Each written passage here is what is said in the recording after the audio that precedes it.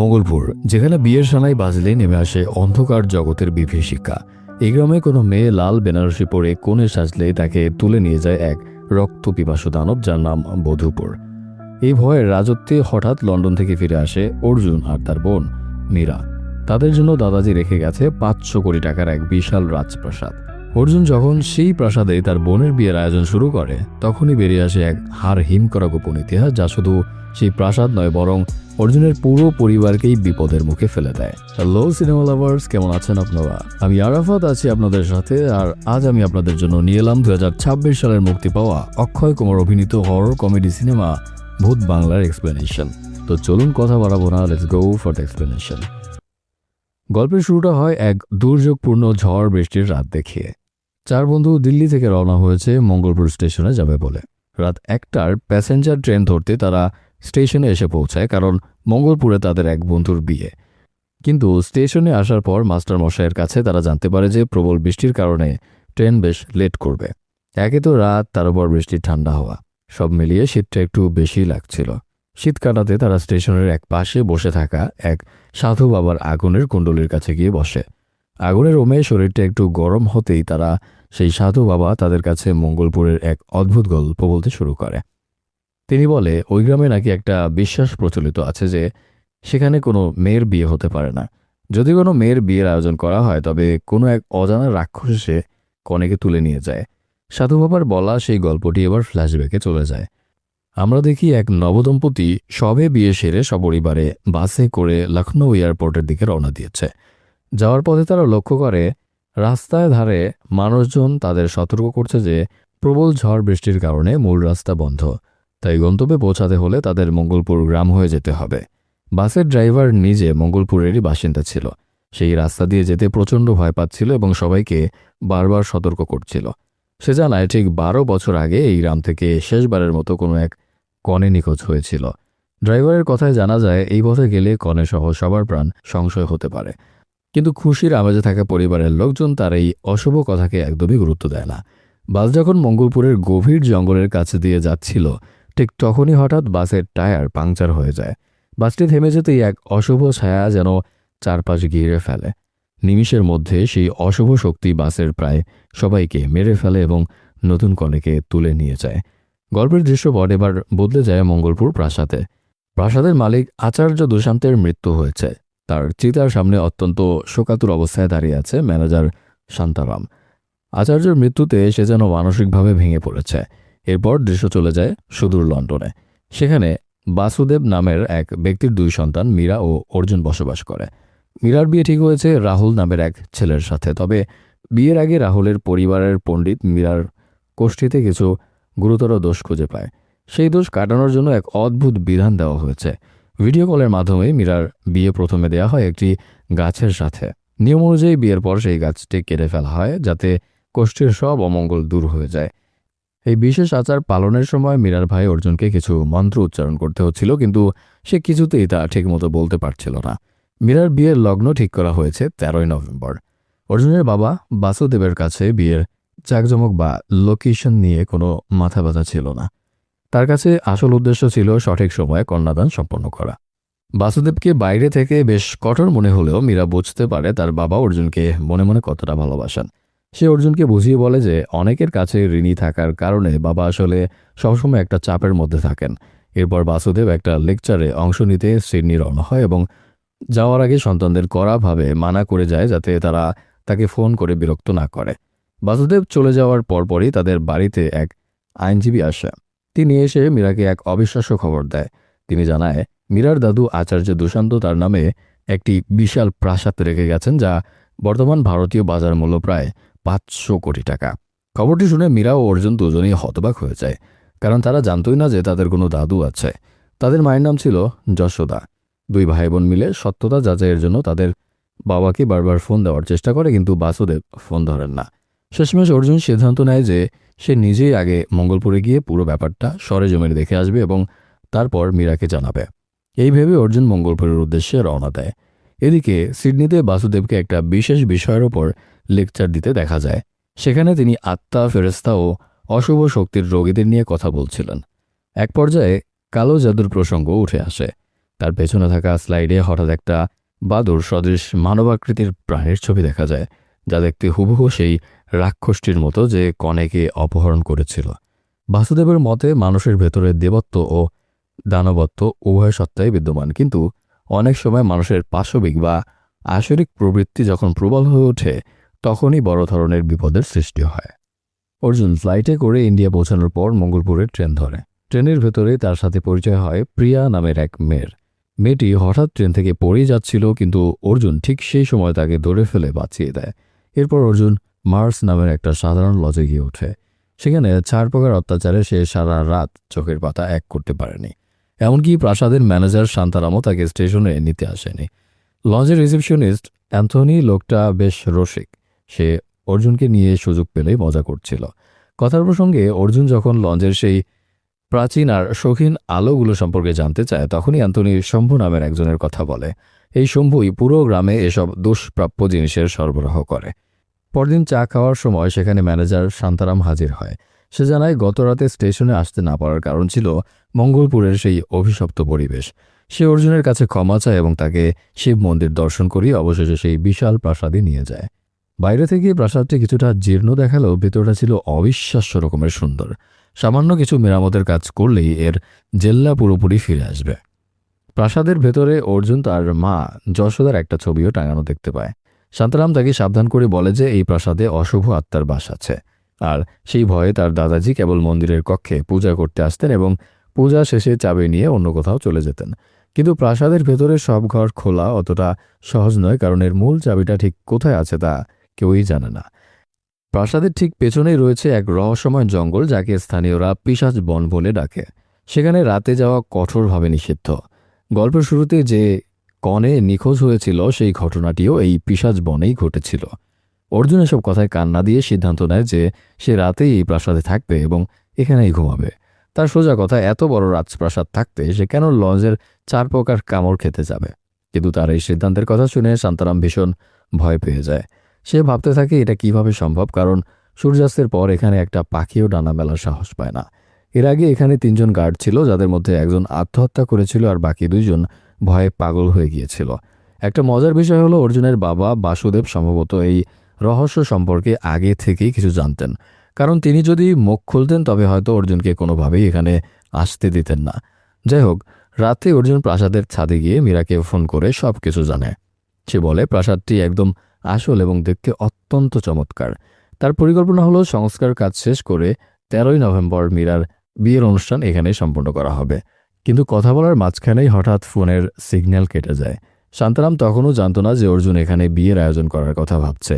এদিকে আমরা লক্ষ্য করি যে প্রাসাদের ভেতরে রহস্যময় কেউ একজন চলাফেরা করছে, যার অবয়ব ঠিক মানুষের মতো নয়। অর্থাৎ প্রাসাদের ভেতরে নিশ্চিতভাবেই কোনো অশুভ বা অদ্ভুত গোলমাল আছে। পরদিন সকালে এক অদ্ভুত কাণ্ড ঘটে। প্রাসাদের সামনে প্রচুর মানুষ জড়ো হয়ে গেটে ধাক্কাধাক্কি করতে থাকে। অর্জুনকে সুস্থ ও জীবিত অবস্থায় বের হতে দেখে সবাই যেন আকাশ থেকে পড়ে। এতে অর্জুন বেশ বিরক্ত হয় এবং শান্তারামকে কড়া নির্দেশ দেয় দ্রুত প্রচুর কর্মী নিয়ে আসতে হবে, যাতে প্রাসাদটিকে ঝকঝকে ও বসবাসের উপযোগী করে তোলা যায়। অর্জুন যখন শান্তারামের সাথে কথা বলছিল ঠিক তখনই সেখানে জগদীশ নামের একজন ওয়েডিং প্ল্যানার এসে উপস্থিত হয়, যাকে অর্জুন আগেই খবর দিয়েছিল।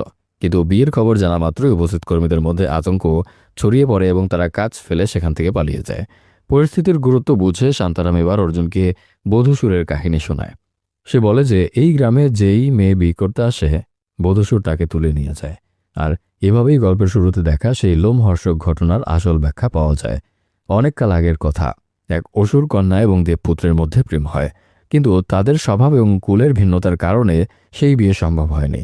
অসুর কন্যাটি অন্তঃসত্ত্বা হয়ে পড়ে এবং এক সন্তান জন্ম দেয়, যে মূলত বধূসুর। কলিযুগের শুরুতে তার জন্ম হয়েছিল। পরবর্তীতে অসুর কন্যা তার সন্তানকে অন্ধকারতা নামক এক অশুভ শক্তির হাতে তুলে দেয় এবং সেই শয়তানের কাছে সে বেড়ে ওঠে। বড় হয়ে বধূসুর অসীম শক্তি অর্জনের আশায় ভগবান শিবের কঠোর আরাধনা শুরু করে এবং প্রায় অমরত্বের বর লাভ করে। সে বর পায় যে সে কেবল নিজের হাতে অথবা নিজের কোনো বংশধরের হাতেই মারা পড়বে, অন্য কেউ তাকে ধ্বংস করতে পারবে না। বধূসুরের সবচেয়ে বড় শক্তি হলো অন্ধকার। সে অন্ধকার থেকেই নিজের শক্তি সংগ্রহ করে। শক্তির দম্ভে একসময় সে দেবতাদের বিরুদ্ধে যুদ্ধ ঘোষণা করলে দেবতারা নিরুপায় হয়ে ভগবান বিষ্ণুর শরণাপন্ন হন। তখন বিশ্বদেব এবং লীলা রচনা করেন এবং বৃক্ষিণী নামক এক রূপবতী নারীকে সেখানে পাঠান। বধূসুর তার প্রেমে পড়ে যায়, কিন্তু বিয়ের আনুষ্ঠানিকতার সময় বৃক্ষিণী তার সাজসজ্জার ভেতরে একটা খঞ্জর লুকিয়ে রেখেছিল, যা সে সুযোগ বুঝে বধূসুরের বুকে বসিয়ে দেয়। বধূসুরের বিশাল দেহটি মাটিতে আছড়ে পড়ে। তবে যেহেতু তার আত্মা অবিনশ্বর ছিল এবং তাকে পুরোপুরি মারা সম্ভব নয়, তাই বৃক্ষিণী বধূসুরের সমাধির ওপর হাত রেখে নিজের ঐশ্বরিক শক্তিতে একটা বিশাল বৃক্ষে রূপান্তরিত হয়ে যায়। এর ফলে বধূসুর সেই গাছের নিচে বন্দী হয়ে পড়ে। সে এখন শুধু সেই মাহেন্দ্রক্ষণের অপেক্ষায় আছে কবে কেউ তাকে বন্দি দশা থেকে মুক্ত করবে এবং সে তার বাদুর বাহিনী নিয়ে পুনরায় পৃথিবীতে তাণ্ডব চালাবে। এদিকে শান্তারাম যখন সেখান থেকে পালানোর চেষ্টা করছিল, তখন গ্রামের এক লোক তাকে শম্ভু বলে ডাক দেয়। মুহূর্তেই অর্জুন বুঝতে পারে যে এই ম্যানেজারই আসলে প্রাসাদের মূল্যবান জিনিসপত্র চুরি করে অ্যান্থনি ও গ্রামবাসীদের কাছে বিক্রি করেছিল। চুরির ঘটনা জানাজানি হওয়ার ভয় এবং জেল জরিমানা থেকে বাঁচতে শান্তারাম শেষ পর্যন্ত বিয়ে ও প্রাসাদ পরিষ্কারের কাজে রাজি হয়। ঠিক তখনই গল্পের দৃশ্য পুনরায় প্রিয়াকে দেখা যায়। সে এসআই অমিত কুমারের কাছে সাহায্য চাইতে এসেছিল। আসলে গল্পের শুরুতে যে কনেটি নিখোঁজ হয়েছিল সে ছিল প্রিয়ার নিজের বোন। শুধু বোনই নয়, প্রিয়া তার পরিবারের অন্য সদস্যদেরও কোনো খোঁজ পাচ্ছিল না। লাশের অবস্থা দেখে পুলিশের ধারণা ছিল এটি কোনো বন্য পশুর কাজ, কিন্তু আমরা জানি এই সবকিছুর পেছনে বধূসুর এবং তার অশুভ বাহিনীর হাত রয়েছে। সেই রাতে প্রাসাদের ভেতরে এক অদ্ভুত কাণ্ড ঘটে। জগদীশ যখন গভীর ঘুমে আচ্ছন্ন, তখন সে হঠাৎ কাউকে ছায়ার মতো নড়াচড়া করতে দেখে চিৎকার করে ওঠে। সেই শোরগোল শুনে অর্জুনেরও ঘুম ভেঙে যায়। তবে পরে দেখা যায় সেখানে কোনো বধূসুর আসেনি, বরং সে ছিল জগদীশের ভাগ্নে সুন্দর ওরফে বাল্লি। বাল্লি একজন ইলেকট্রিশিয়ান। প্রাসাদে বিদ্যুতের সমস্যা মেটাতে তাকেই ডাকা হয়েছিল। বাল্লি বেশ কিছুক্ষণ ধরে দরজায় কড়া নেড়েছিল, কিন্তু ভেতর থেকে কেউ সাড়া না দেওয়ায় সে একটা খোলা জানালা দিয়ে ভেতরে ঢোকার চেষ্টা করে এবং সফল হয়। বাল্লির সাথে তার দলের আরও কয়েকজন সদস্য ছিল, যাদের মধ্যে রাগিনী নামের এক রাঁধুনিও ছিল। স্টেশনে নামার পর থেকেই গ্রামবাসীরা তাদের বধূসুরের গল্প শুনে এমন ভয় ধরিয়ে দিয়েছিল যে তারা প্রতিটি পদক্ষেপে আতঙ্ক বোধ করছিল। এসব শুনে অর্জুন শান্তারামের ওপর ভীষণ চটে যায়, কারণ শান্তারামের ছড়িয়ে দেওয়া এই ভয়ের কারণেই বিয়ের কাজে বারবার ব্যাঘাত ঘটছে।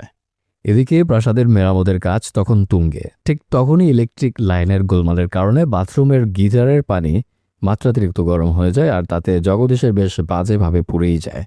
অর্জুন তখন তড়িঘড়ি করে গিজারটি বন্ধ করতে যায়। তখন মেঝেতে জমে থাকা জল এবং খোলা তারের সংস্পর্শে আসায় সে মারাত্মকভাবে বিদ্যুৎস্পৃষ্ট হয়। শক খেয়ে অর্জুনের হৃদস্পন্দন বন্ধ হয়ে যায় এবং সে কারিগরিভাবে মৃত বলে মনে হচ্ছিল। ঠিক সেই সংকটময় মুহূর্তে কোনো এক প্রয়োজনে প্রিয়া প্রাসাদে এসে হাজির হয়। অর্জুনকে ওভাবে পড়ে থাকতে দেখে সে দ্রুত সিপিআর দেয় এবং অলৌকিকভাবে অর্জুন ফিরে আসে। অর্থাৎ ট্রেনের সেই ঘটনার পর প্রিয়াকে বাঁচানোর ঋণ এবার প্রিয়া নিজেই শোধ করে দিল। প্রিয়া জানায় সে আসলে একজন লেখক, যে প্রাচীন মন্দিরগুলোর ওপর একটা বই লিখছে। তার বইতে বধূসুরের মন্দিরেরও উল্লেখ থাকবে। যদিও সেই মন্দির আজ পর্যন্ত কেউ দেখেনি, তবুও লোককথা অনুযায়ী তার অস্তিত্ব আছে। সেদিন সন্ধ্যা 7টায় প্রিয়ার সীতাপুর যাওয়ার বাস ছিল। অর্জুন নিজে তাকে বাস স্টপে পৌঁছে দিয়ে আসে এবং 13ই নভেম্বর মীরার বিয়েতে আসার জন্য আন্তরিক নিমন্ত্রণ জানায়। প্রিয়াও সানন্দে সেই নিমন্ত্রণ গ্রহণ করে। সেই রাতে বাল্লি যখন প্রাসাদের একটা ঘরে ঘুমানোর চেষ্টা করছিল, তখন হঠাৎ এক অদ্ভুত কাণ্ড ঘটে। দুইবার কেউ একজন হ্যাচকা টানে তার পা ধরে টেনে দেয়। বাল্লি এতটাই আতঙ্কিত হয়ে পড়ে যে ভয় কাটাতে সে মোবাইলে জোরে জোরে একটা ভৌতিক গান শুনতে শুরু করে, যা অনেকটা ভুলভুলাইয়া সিনেমার আবহ মনে করিয়ে দেয়। গভীর রাতে এমন বিকট গানে বিরক্ত হয়ে কিছুটা ভয় পেয়ে জগদীশ আর অর্জুন এসে বাল্লিকে ধমকাতে শুরু করে। বাল্লি বারবার দাবি করছিল যে এই প্রাসাদে নিশ্চয়ই কোনো সমস্যা আছে এবং সে কিছুতেই ঘুমাতে পারছে না। কিন্তু তারা চলে যাওয়ার পরপরই দেখা যায় বাদুরের মতো এক অশুভ ছায়া এসে বাল্লির উপর ভর করে, অর্থাৎ বধূসুরের কোনো এক প্রেতাত্মা তাকে পজেস করে নেয়। এখানে গল্পের একটা গুরুত্বপূর্ণ মোড় আসে। বিদ্যুৎস্পৃষ্ট হয়ে মারা গিয়ে আবার ফিরে আসার পর থেকেই অর্জুনের মধ্যে এক অলৌকিক ক্ষমতা তৈরি হয়। সে প্রাসাদের ভেতরেও বাইরে থাকা মৃত মানুষদের আত্মা দেখতে শুরু করে, যা অন্য কারোর চোখে পড়ছিল না। এই আত্মা দেখার চক্করে পড়ে অর্জুন যখন উদ্ভট সব আচরণ করছিল, তখন মাঝে মধ্যে বাল্লি আর শান্তারাম অনর্থক মার খাচ্ছিল। অর্জুনের এই অদ্ভুত ব্যবহারে অতিষ্ঠ হয়ে শান্তারাম শেষ পর্যন্ত প্রাসাদ ছেড়ে চলে যায়। গল্পের এই পর্যায়ে কমেডি এবং জোকসগুলো খুব চমৎকারভাবে ফুটে উঠেছে। যদিও কিছু জোকস বেশ পুরনো ছিল, তবুও পরিস্থিতির কারণে সেগুলো দর্শকদের হাসাতে দারুণ সফল হয়। একদিন রাগিনী যখন পরম যত্নে শ্রীকৃষ্ণের একটা মূর্তি পরিষ্কার করছিল, তখন বাল্লি সেই মূর্তির সামনে আসতেই অস্বাভাবিক আচরণ শুরু করে। আসলে বধূচোর কৃষ্ণকে জমের মতো ভয় পেত, কারণ বৃক্ষিণীর সেই লীলা স্বয়ং শ্রীকৃষ্ণই রচনা করেছিলেন। বাল্লি সেখান থেকে সবাইকে সরে যেতে বলছিল, কিন্তু অর্জুন ভাবল সে বোধহয় রাগিণীকে কোনো অশালীন ইঙ্গিত দিচ্ছে। ফলে বরাবরের মতো বাল্লি আবারও অর্জুনের হাতে মার খায়। জগদীশ এই বারবার মারধরের ঘটনায় বেশ বিরক্ত থাকলেও বাল্লিকে কাজ থেকে সরাতে পারছিল না, কারণ প্রাসাদের সমস্ত ইলেকট্রিক ওয়ারিংয়ের নারী নক্ষত্র শুধু বাল্লিই জানত। এই দৃশ্যটি থেকে পরিষ্কার বোঝা যায় যে বধূসুরের অশুভ শক্তি আসলে ঈশ্বরকে কতটা ভয় পায়। পরবর্তীতে বাজারে অর্জুনের সাথে হঠাৎ প্রিয়ার দেখা হয়ে যায়। প্রিয়াকে শাড়ি পরা অবস্থায় দেখে অর্জুন এক মুহূর্তেই তাকে চিনে ফেলে। এত ভিড়ের মধ্যে অর্জুন তাকে কিভাবে খুঁজে পেল তা দেখে প্রিয়া বেশ অবাক হলেও মনে মনে খুব খুশি হয়। কথার প্রসঙ্গে প্রিয়া জানায়, বধূসুরের মন্দিরের সেই গল্পটি হয়তো কেবলই একটা জনশ্রুতি বা মিথ, কারণ সে তন্ন তন্ন করে খুঁজেও মন্দিরের কোনো হদিস পায়নি। তবে বিচ্ছেদের আগে তারা দুজনে খুব শীঘ্রই আবার দেখা করার পরিকল্পনা করে। সেই রাতে পজেস অবস্থায় বাল্লি হঠাৎ রাগিনীর ঘরের দিকে উকি দিতে শুরু করে। আসলে সে সেখানে অসভ্যতা করছিল না, বরং অদৃশ্য বধূসুরের সামনে মাথা নত করে বারবার বলছিল যে সে তার জন্য যে কোনো কিছু করতে রাজি। এই দৃশ্য দেখে অর্জুন দ্রুত জগদীশকে ডেকে আনে এবং দেখায় যে বাল্লি রাগিনীর সাথে কতটা খারাপ আচরণ করছে। কিন্তু তারা জানতো না যে বাল্লি তখন নিজের ইচ্ছায় নয়, বরং বধূসুরের নির্দেশে এসব করছিল। এরপর অর্জুন জঙ্গলের রাস্তায় একটা মৃত মানুষকে দেখতে পায় যে এক নিমেষে অদৃশ্য হয়ে যায়। এই দৃশ্য দেখে অর্জুন স্তম্ভিত হয়ে পড়ে। বাল্লি তখন ঘোরের ঘোরে তাদের জঙ্গলের এক অতি গোপন জায়গায় নিয়ে যায়। সেখানে সে অর্জুন আর জগদীশকে সেই প্রাচীন বৃক্ষিণী গাছ এবং বধূসুর মন্দিরের কলস দেখায়। এটি দেখে অর্জুন আর জগদীশ পাথরের মতো স্তব্ধ হয়ে যায়, কারণ তারা বুঝতে পারে যে গল্পটি তারা মিথ্যে বলে ভেবেছিল তা আসলে রূঢ় বাস্তব। বৃক্ষিণী যে গাছে রূপান্তরিত হয়েছিলেন তার অবয়ব স্পষ্টভাবে একটা নারীর মতো দেখা যাচ্ছিল। জঙ্গলটি এতই গভীর যে এর আগে হয়তো কেউ সেখানে যাওয়ার সাহস করেনি। পজেস বাল্লি হুঙ্কার দিয়ে বলে যে বধূসুর ফিরে আসবে এবং সবার উপর রাজত্ব করবে, কিন্তু অর্জুনের এক কড়া থাপ্পড় খেয়ে বাল্লির হুঁশ ফিরে আসে। ঠিক তখনই একদল হিংস্র বাদর তাদের উপর হামলা চালায়। অর্জুন আর বাল্লি প্রাণভয়ে দৌড়ে প্রাসাদে পৌঁছাতে পারলেও জগদীশ পেছনে আটকা পড়ে যায়। পরদিন সকালে পুলিশ জগদীশকে একটা ড্রেন থেকে উদ্ধার করে প্রাসাদে নিয়ে আসে। ফিরে এসেই সে বাল্লিকে মারার জন্য তেড়ে যায়, কারণ বিপদের মুখে বাল্লি তাকে একা ফেলে পালিয়েছিল। অন্যদিকে অর্জুন শান্তারামকে মারতে যায়, কারণ সে বধূসুরের গল্প শুনিয়ে সবাইকে ভয় দেখাচ্ছিল। সেখানে এক অদ্ভুত হাস্যকর পরিস্থিতির সৃষ্টি হয় এবং অর্জুন আবিষ্কার করে যে জগদীশ আসলে মাথায় পরচুলা বা উইক পরে। তার মাথায় একটা চুলও নেই। ন্যাড়া মাথার জগদীশকে দেখে অর্জুন প্রথমে তাকে চিনতেই পারছিল না। এরপর অর্জুনের সাথে প্রিয়ার দেখা হয়। তাদের মধ্যে সুন্দর এক প্রেমের সম্পর্ক গড়ে ওঠে এবং অর্জুন তার সেই সব মুহূর্তের ভিডিও নিজের ওয়েবক্যামে রেকর্ড করে রাখছিল। এক পর্যায়ে অর্জুন প্রিয়াকে সেই রহস্যময় বৃক্ষিণী গাছ আর মন্দিরের কলস দেখাতে নিয়ে যায়, কিন্তু সেই রাস্তার সামনে পৌঁছাতেই প্রকৃতির যেন বদলে যায়। এক ঝাঁক বাদর তীব্র গতিতে তাদের আক্রমণ করতে আসে। অর্জুন অবাক হয়ে ভাবে যে বাদররা তো দিনের বেলা এমন আচরণ করার কথা নয়। দেখা যায় চারপাশ হঠাৎ অন্ধকারে ঢেকে গেছে এবং আকাশ জুড়ে বাদরগুলো এমনভাবে উঠছে যেন তারা সূর্যকে আড়াল করতে চাইছে। প্রিয়া তখন চিৎকার করে অর্জুনকে সেখান থেকে পালানোর তাগাদা দেয়। সে জানায় যে বধূসুর আসছে এবং বাঁচতে হলে তাদের আলোর দিকে যেতে হবে, কারণ বধূসুর আলো সহ্য করতে পারে না। ঠিক তখনই সেই ভয়াবহ বধূসুরের দেখা মেলে। তবে তাকে দেখে মনে হচ্ছিল এটি কোনো রক্ত মাংসের মানুষ যার উপর বধূসুর ভর করেছে, কারণ লোককথা অনুযায়ী বধূসুর হওয়ার কথা ছিল বিশালাকার আর একে দেখতে বেশ ছোটখাটো লাগছিল। অর্থাৎ রহস্যটি এখানে এক নতুন এবং জটিল দিকে মোড় নিল। এরই মধ্যে একটা অপ্রিয় সত্য সামনে আসে যে জগদীশ আসলে শুরু থেকেই অর্জুনকে ঠকাচ্ছিল। অর্জুন বিশাল প্রাসাদের মালিক হওয়ায় জগদীশ খুব সস্তায় কাজ করিয়ে তার কাছে 10 গুণ বেশি বিল পাঠাতো। ঠিক সে সময় অর্জুনের বাবা বাসুদেব তাকে ফোন করে প্রচণ্ড বকাঝকা শুরু করেন। তিনি অত্যন্ত বিচলিত হয়ে জানতে চান অর্জুন কেন ওই প্রাসাদে গেল, কারণ মঙ্গলপুর গ্রামটি যে অভিশপ্ত তা তিনি জানতেন।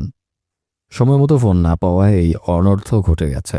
সেখানে বিয়ের আয়োজন হয়েছে শুনে তিনি সাফ জানিয়ে দেন এই বিয়ে কোনোভাবেই সেখানে হবে না এবং মীরাও সেখানে যাবে না। কিন্তু মীরা ততক্ষণে রাহুল ও তার পরিবারের সাথে মঙ্গলপুরের উদ্দেশ্যে রওনা হয়ে গিয়েছিল। নিজের সন্তানদের বিশেষ করে মীরাকে বাঁচাতে বাসুদেব নিজেও তড়িঘড়ি করে বেরিয়ে পড়েন। বাসুদেব অর্জুনকে নির্দেশ দেয় এখনই গঙ্গা পার হয়ে গঙ্গাপুরে যেতে এবং সেখানকার গুরু গোপাল দাস আশ্রমের প্রধান পুরোহিতের সাথে দেখা করতে। পুরোহিতের অনুমতি ছাড়া এই বিয়ে হওয়া সম্ভব নয়। অর্জুন পুরোহিতের সাথে দেখা করলে তিনি এক ভয়াবহ সত্য উন্মোচন করেন। তিনি জানান বধূসুর কোনো কাল্পনিক গল্প নয়, বরং একটা জ্যান্ত শয়তান। একটা অশুভ গোষ্ঠী বধূসুরকে পূর্ণ ক্ষমতায় ফিরিয়ে আনার চেষ্টা করছে। 13 জন কুমারী কনেকে বলি দিলেই বধূসুর পুনরায় জীবন ফিরে পাবে। অর্থাৎ এমন কনে যাদের বিয়ে সম্পন্ন হয়েছে কিন্তু সংসার শুরু হয়নি। বধূসুর বিয়ের পরপরই তাদের তুলে নিয়ে যেত এবং তাদের বলি দিত। বৃক্ষিণীর কাছে প্রেমে যে আঘাত সে পেয়েছিল সেই বিরহ ও ক্রোধের শক্তিকে ব্যবহার করেই সে পুনর্জীবিত হতে চায়। অর্জুনের পরিবার অর্থাৎ রাজা পৃথ্বীরাজের বংশধরেরাই মূলত মন্ত্রের শক্তিতে এই অসুরকে বন্দী করে রাখার দায়িত্বে ছিল।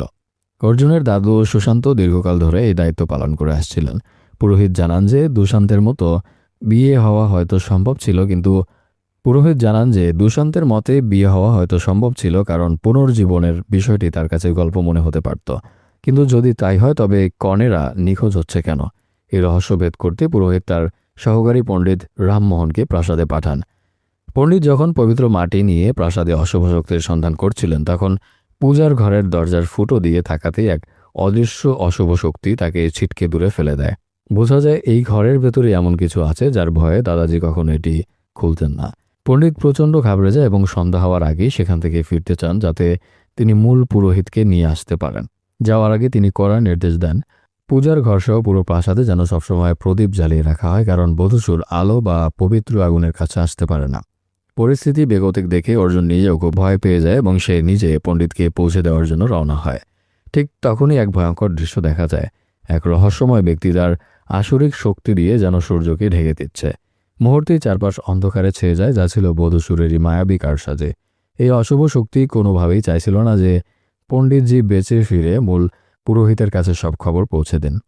বধূসুরের মায়ায় অর্জুনের গাড়ির সামনে হঠাৎ একটা বিশাল গাছ ভেঙে পড়ে এবং তাদের পথ আগলে দাঁড়ায়। নিজেদের প্রাণ বাঁচাতে তারা দুজন সেই শিব মন্দিরের দিকে দৌড়াতে থাকে যেখানে অর্জুন প্রথমবার প্রণাম করেছিল। কিন্তু দুর্ভাগ্যবশত বাতাসের তোড়ে একটা ধারালো লোহার ত্রিপল উড়ে এসে সজোরে পণ্ডিতজির গলায় লাগে এবং মুহূর্তেই তার গলা কেটে যায়। অর্জুন মন্দিরের ভেতরে থাকা এবং বিগ্রহের আড়ালে আশ্রয় নেওয়ায় অলৌকিকভাবে সে বেঁচে যায়, কিন্তু পণ্ডিতজি নিজেকে বাঁচাতে পারলেন না। এরপর অর্জুন পুলিশের সহায়তায় প্রাসাদে ফিরে আসে। পণ্ডিতজির মৃত্যুর খবর ততক্ষণে আশ্রমে পৌঁছে গিয়েছিল। অর্জুন চরম আতঙ্কিত থাকলেও পুলিশ পুরো বিষয়টি স্বাভাবিকভাবে নেয়। তাদের মতে দুর্যোগপূর্ণ আবহাওয়ায় এমন ঘটনা এই এলাকায় খুবই সাধারণ ব্যাপার। প্রাসাদে পা রাখার সাথে সাথেই যেন সব প্রদীপ একসাথে নিভে যায়। অর্জুন সাহস সঞ্চয় করে একটি হাতুড়ি নিয়ে সেই বন্ধ পূজার ঘরটি ভাঙার চেষ্টা করে। ঠিক সেই মুহূর্তেই অন্ধকারের বুক চিরে বধূসুর আবির্ভূত হয় এবং অর্জুনের উপর উপর্যুপরি আক্রমণ শুরু করে। বাঁচার তাগিদে অর্জুন কখনো নোকিয়া ফোনের ফ্ল্যাশলাইট আবার কখনো ফ্রিজের আলো ব্যবহার করে নিজেকে আড়াল করার চেষ্টা করে। এক পর্যায়ে প্রাসাদের বাইরে বধূসুর তাকে প্রায় মেরেই ফেলছিল, কিন্তু অর্জুনের পকেটে থাকা রিমোট দিয়ে সে চটজলদি গাড়ির হেডলাইট জ্বালিয়ে দেয়। বধূসুর তীব্র আলো সহ্য করতে না পেরে পিছিয়ে যায়। পুরো রাত অর্জুন সেই গাড়ির ভেতরে কুঁকড়ে বসে কাটায়। পরদিন সকালে জগদীশ এসে তাকে জাগিয়ে তোলে। অর্জুনের পিঠে বধূসুরের নখের গভীর আঁচড় দেখে সে নিশ্চিত হয়ে যায় যে শান্তারামের বলা গল্পগুলো কোনো গুজব ছিল না। অর্জুন তখন দ্রুত তার বাবাকে ফোন করে, যিনি তখন ট্রেনের ভেতরে ছিলেন। অর্জুন কাঁদতে কাঁদতে বলে, বাবা তুমি ঠিকই বলেছিলে, এই বিয়ে বাতিল করতে হবে। কিন্তু ঠিক সেই মুহূর্তেই মীরা, রাহুল আর তাদের পরিবার মঙ্গলপুরে পৌঁছে যায়। এত আয়োজন আর মেহমানদের উপস্থিতিতে তখন বিয়ে বাতিল করা ছিল প্রায় অসম্ভব।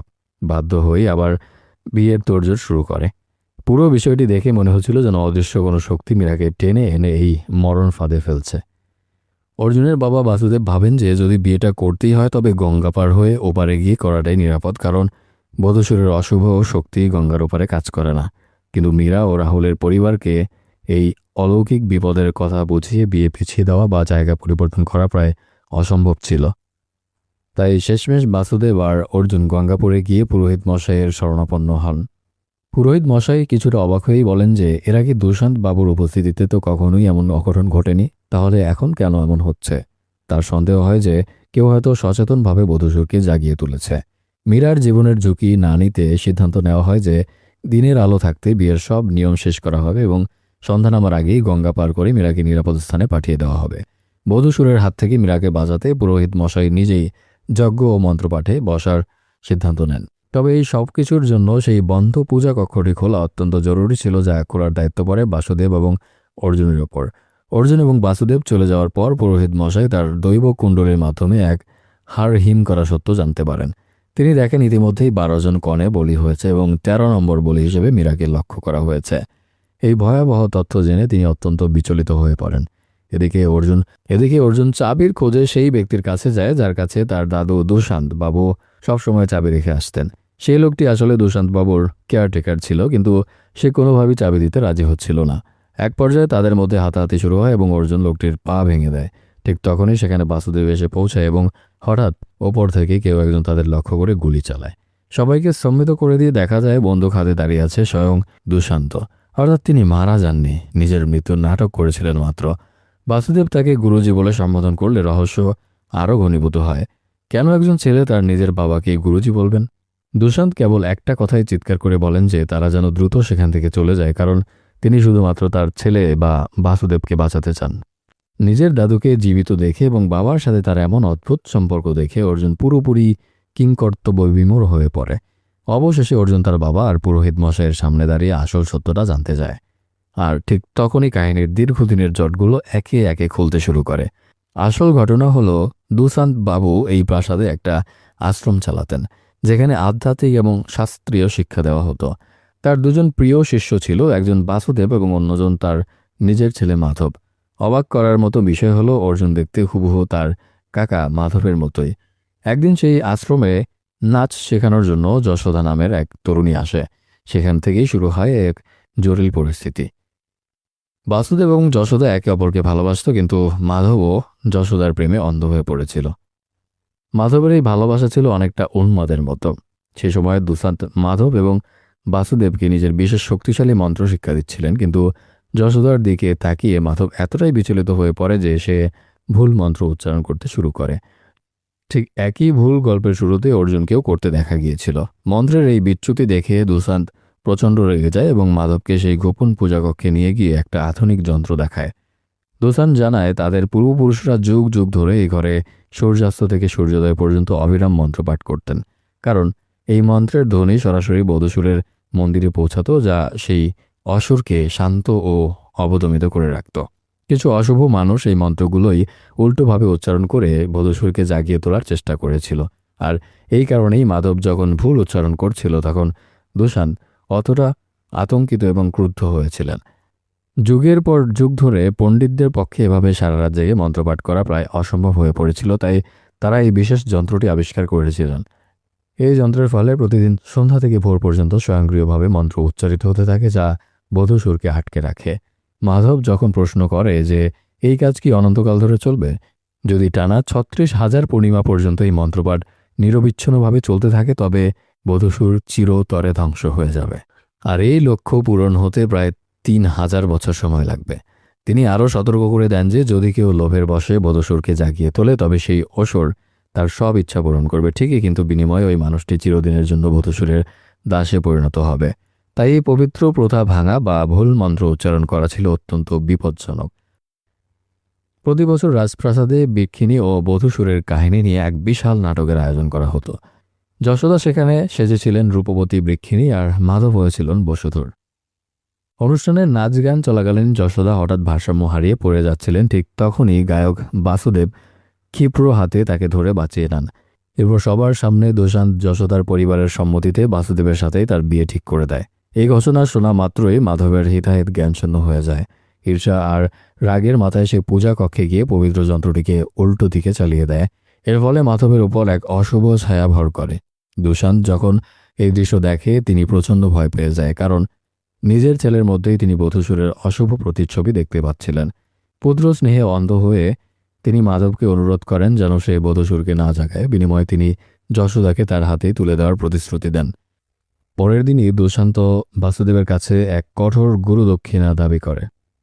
তিনি বলে বাসুদেবকে যশোদার মায়া ত্যাগ করে চিরতরে চলে যেতে হবে, কারণ মাধব তাকে ভালোবাসে।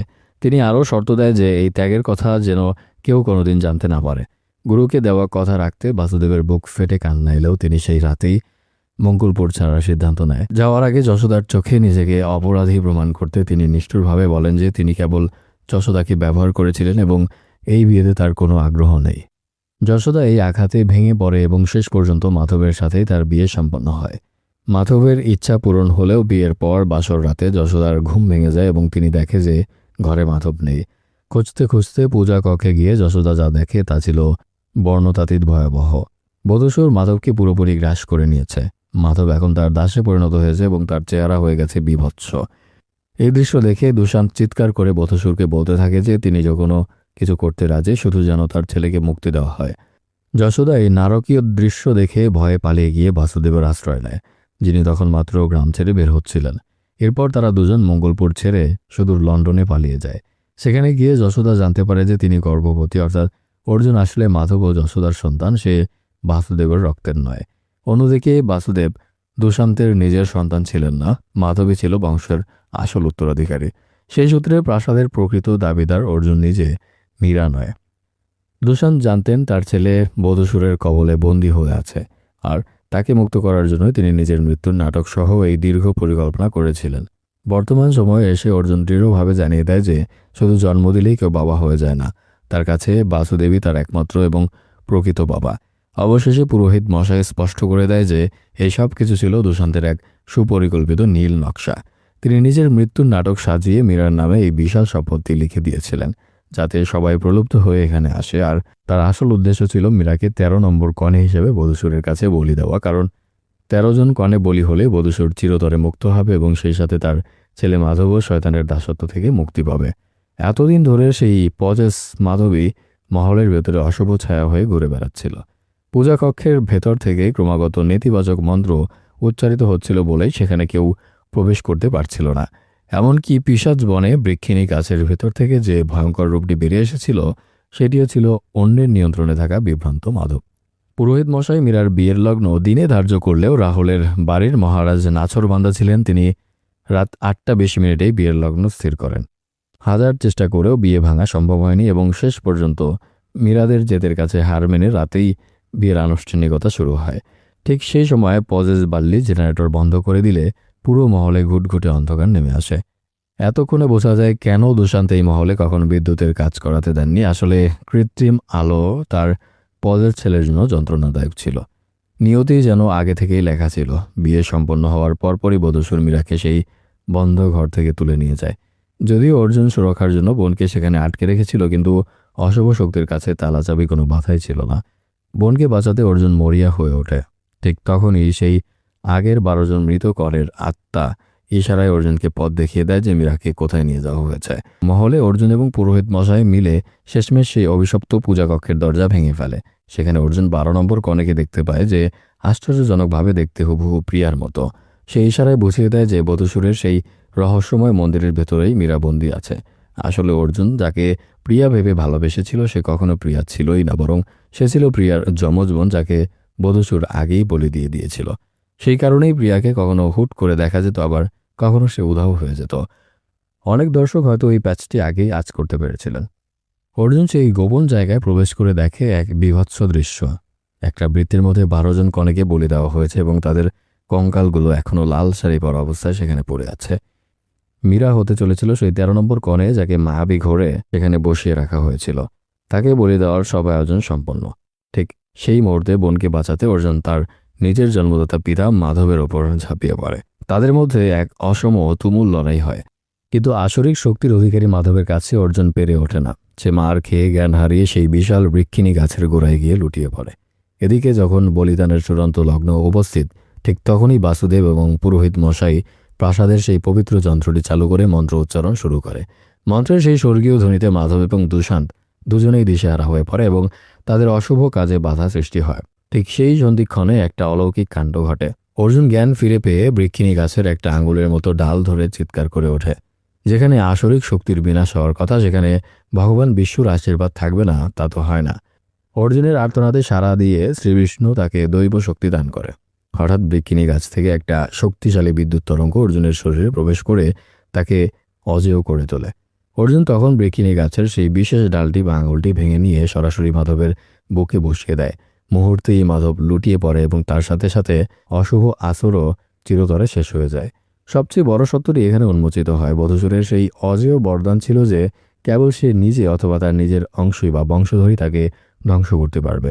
যেহেতু অর্জুন ছিল মাধবের সন্তান এবং মাধব ছিল বধূসুরের এই দাসে পরিণত হওয়া এক প্রতিচ্ছবি, তাই পরোক্ষভাবে অর্জুনই ছিল সেই নিজের অংশ যে এই অশুভ শক্তির বিনাশ ঘটাতে সক্ষম।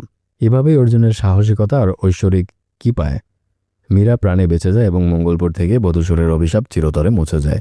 36,000 পূর্ণিমার সেই দীর্ঘ প্রতীক্ষা শেষ হতে আর মাত্র 2টি পূর্ণিমা বাকি ছিল, কিন্তু তার আগেই অসুরের বিনাশ ঘটল। তবে বধূসুরকে জাগানোর জন্য যে যজ্ঞ করা হচ্ছিল তার প্রভাবে আসল বধূসুরকে একবারের জন্য প্রকাশ্যে আসতে দেখা যায়। সেই বিশালকার শয়তান দেখতে ছিল অত্যন্ত ভয়াবহ, কিন্তু যেহেতু বলিদানের প্রক্রিয়া সম্পূর্ণ হয়নি তাই সে ছিল একেবারেই শক্তিহীন। তবুও উন্মত্ত দুশান্ত শেষ চেষ্টা হিসেবে মীরাকে বলি দিতে উদ্যত হয়। ঠিক সেই মুহূর্তে অর্জুন কুঠার দিয়ে দুশান্তের মাথায় সজোরে আঘাত করে, যার ফলে দুশান্ত নিজেই সেই যজ্ঞের আগুনে পড়ে ভস্মীভূত হয়ে যায়।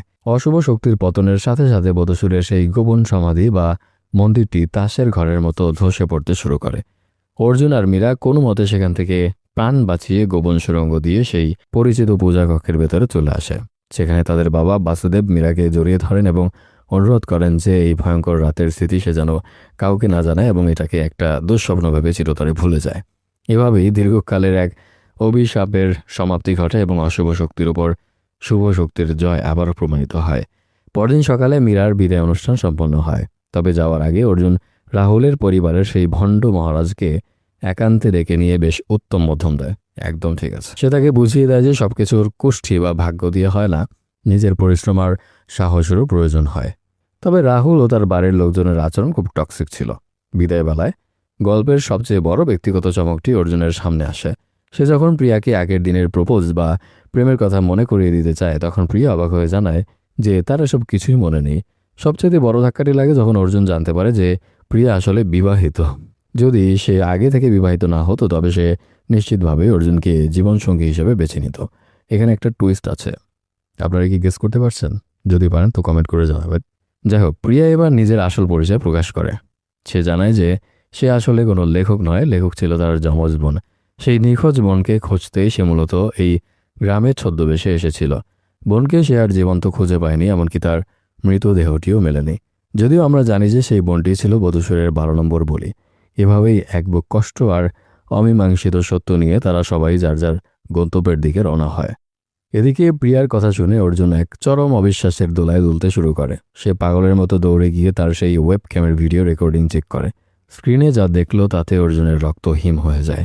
ভিডিওতে দেখা যাচ্ছে অর্জুন একাই হাসছে, একাই নাচছে, আবার শূন্যস্থানে হাত দিয়ে কাউকে অনুভব করার চেষ্টা করছে। অর্থাৎ সে আসলে কোনো মানুষের নয়, বরং এক প্রেতাত্মার প্রেমে পড়েছিল। সম্ভবত প্রিয়ার যমজ বোন চিত্রাই তাকে ভালোবেসে ফেলেছিল, কারণ বেঁচে থাকতে চিত্রা ভালোবাসার যে সুখ পায়নি, মৃত্যুর পর অর্জুনের সাহচর্যে সে যেন তাকে খুঁজে পেয়েছিল। ঠিক এই মুহূর্তেই সিনেমার দৃশ্যপট ফ্ল্যাশব্যাক থেকে বর্তমানে ফিরে আসে, যেখানে সাধু বাবা 4 যুবককে গল্পটি শোনাচ্ছিলেন। তিনি দীর্ঘশ্বাস ফেলে জানান অর্জুন সেই ঘটনার পর আর কখনো শহরে ফিরে যায়নি। গত 24 বছর ধরে সে এই মঙ্গলপুরেই পড়ে আছে এবং তার জন্মদাতা পিতা মাধবের আত্মার মুক্তির জন্য দিনরাত পূজা করে যাচ্ছে। এরই মধ্যে ট্রেন স্টেশনে এসে পৌঁছায় এবং সেই 4 যুবক তাদের গন্তব্যের যাওয়ার জন্য রওনা দেয়। তারা চলে যাওয়ার পর ক্যামেরার লেন্স যখন সেই সাধু বাবার মুখের উপরে এসে স্থির হয় তখন এক চমকপ্রদ সত্য উন্মোচিত হয়। এই সাধু আসলে অন্য কেউ নয়, স্বয়ং অর্জুন। বয়সের ভারে এবং সাধনায় তার চেহারা বদলে গেছে, কিন্তু তিনি এখান থেকেও কোথায় যাননি। তিনি বিড়বিড় করে কেবল একটা কথাই বলেন, এই পৃথিবীতে অনেক ধরনের ভূত থাকে। তার এই রহস্যময় কথায় এক গভীর প্রশ্ন জেগে ওঠে, অর্জুন কি তবে নিজেও একজন ভূত, নাকি যে 4 জন যুবককে তিনি গল্প শোনালেন তারাও ছিল অতৃপ্ত আত্মা? হয়তো ভূত বাংলা 2 এলে এই ধোঁয়াশা কাটবে। তবে অর্জুন আজও তার বাবার আত্মার শান্তির জন্য পূজা চালিয়ে যাচ্ছে। আর এভাবেই পর্দা নামে ভূত বাংলা মুভিটির। গাইজ, কেমন লাগলো আজকের এই মুভির কাহিনী তা অবশ্যই কমেন্ট করে জানাতে ভুলবেন না। এতক্ষণ আমি আরাফা ছিলাম আপনাদের সাথে। এক্সপ্লেন কেমন হয়েছে তাও জানাবেন। দেখা হচ্ছে পরবর্তী এক্সপ্লেনেশনে। সে পর্যন্ত ভালো থাকুন, সুস্থ থাকুন। Tata, bye bye.